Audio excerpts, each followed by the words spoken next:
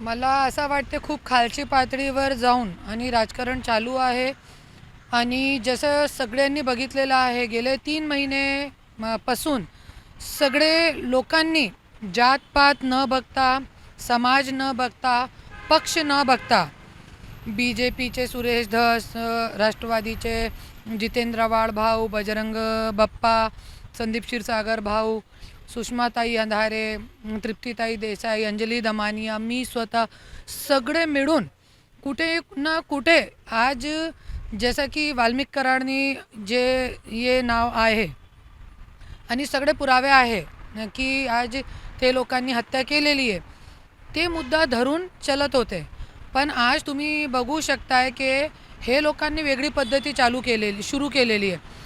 जसे की 2 दिवस अगोदर तुम्ही बघू शकताय की जितेंद्र वाड भाऊ आणि सुरेश धस भाऊमध्ये वाद पेटण्याचं काम कोणीतरी केलेलं आहे आणि आज सगळे त्याच्यावरती दुर्लक्ष करून हे दोघांचे वादवरती लक्ष घालत आहे.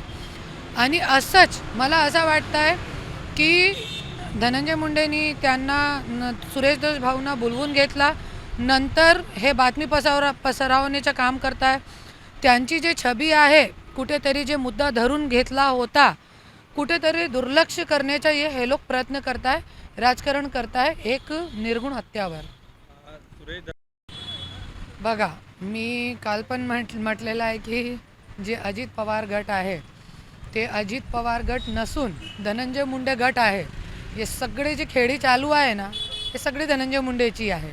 तुम्हाला माहीत आहे अजितदादा पण कधी कधी असं शांतमध्ये जातात, ते त्यांच्या फार्म हाऊसमध्ये जातात आणि गप बसतात. त्यांना आणण्याचं काम पण धनंजय मुंडे करतात. ते धनंजय मुंडे गट आहे. अजितदादा पण त्यांची ऐकतात. जे धनंजय मुंडे सांगतात त्या गटामध्ये तेच होतात. ते धनंजय मुंडे गट आहे. याचा अर्थ 100% त्याच्यासाठी पाठीशी घालताय ना. नाही तो आज जनता जे आहे, आज सगळे पक्षाचे जे लोक आहे सगळे काय मागणी करतात, धनंजय मुंडेशी डायरेक्ट कोणाची दुश्मनी नाही आहे. आज माझा जे स्वतःचा मुद्दा पण आहे 3 वर्ष पासून चालू आहे, पण कोणीही आजपर्यंत काही सांगितलं नाही त्याच्यावरती, क्योंकि डायरेक्ट काय दुश्मनी नाही आहे.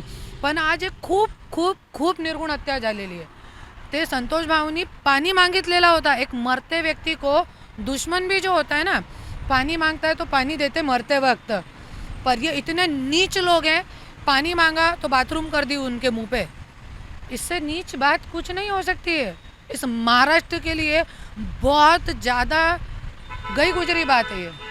और इस पे ये राजकारणी लोग यदि राजकारण करते हैं तो मैं खुद एक धनंजय मुंडे घराने की बहू होने के नाते और इस महाराष्ट्र की सून होने के नाते मैं अपने बच्चों का भविष्य नहीं देख रही हूँ. आज धनंजय मुंडे मंत्री है तो कहीं ना कहीं हमको उसका फ़ायदा है.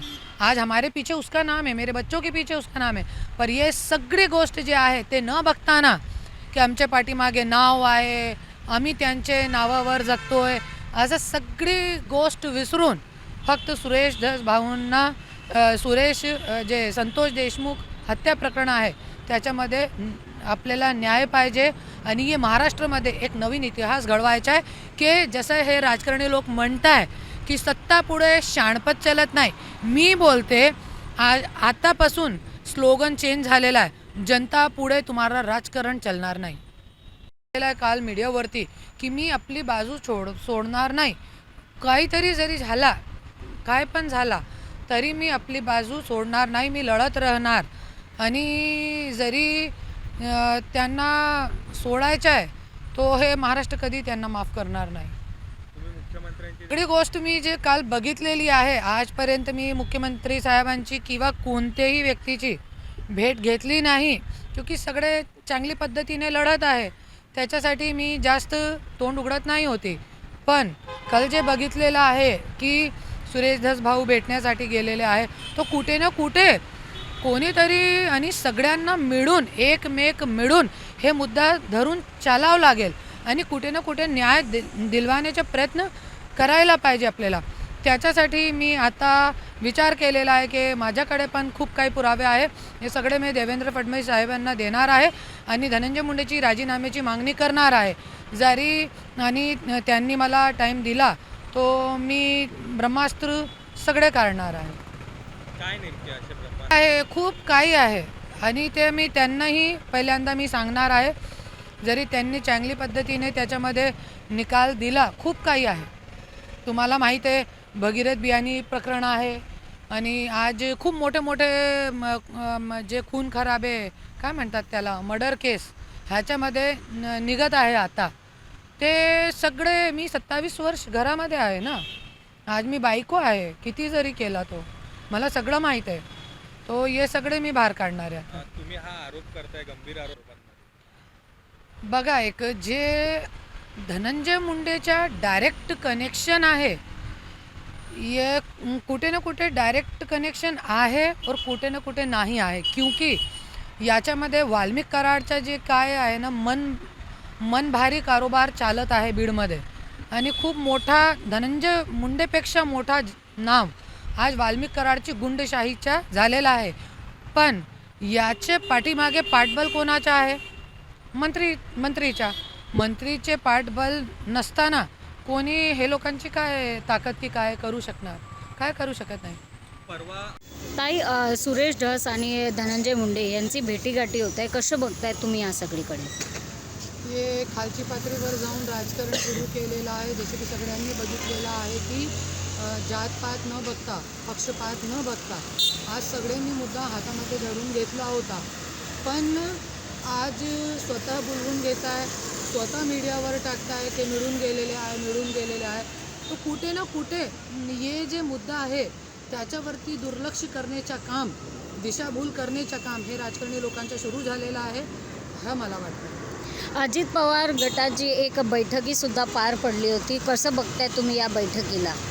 हां, अजितदादाची बैठक झालेली आहे आणि त्याच्यामध्ये मोठा पद देण्यात आलेला आहे धनंजय मुंडेला. तो मला एकच वाटते की आज जसं की जे अजितदादा गट नसून ते धनंजय मुंडे गट आहे. जे गटामध्ये फक्त धनंजय मुंडे जे म्हणतात तेच चालतं. शेवटचा प्रश्न, तुम्ही मुख्यमंत्र्यांची भेट घेणार आहोत आणि तुम्ही असंही उल्लेख केला आहे तुमच्याकडे काही ब्रह्मास्त्रसुद्धा आहे. नेमकं काय आहे ते ब्रह्मास्त्र आणि काय काय मुद्दे असणार आहेत त्याच्यामध्ये? ब्रह्मास्त्र जे मी सांगितलेलं आहे की आज वेळ आलेली आहे देवेंद्र फडणवीस साहेबांच्या समोर जाऊन सगळे पुरावे देण्याची आज वेळ आलेली आहे. त्याच्यामुळे मी सांगितलेलं आहे की ब्रह्मास्त्र काढणार आहे, ज्याच्यामध्ये माझी बहिणीने ज्या वेळेला केस केला होता धनंजय मुंडेवरती, कोणत्या अधिकारीचे सांगण्यावरून ते केस पाठीमागे घेतला होता हे आणि ते सगळे पाठपुरावे, कोणते अधिकारी, कोणता असा मोठा अधिकारी होता ज्यांनी कॉल करून करून त्यांच्यावरती दबाव टाकला होता. धनंजय मुंडे कसं अधिकारी लोकांचा गैरवापर करताय, भगीरथ बियाणी हत्या प्रकरण, हे सगळं जे काही आहे आणि जे परलीमध्ये जितकी हत्या झालेली आहे ते सगळं काही मी त्याच्यामध्ये काढणार.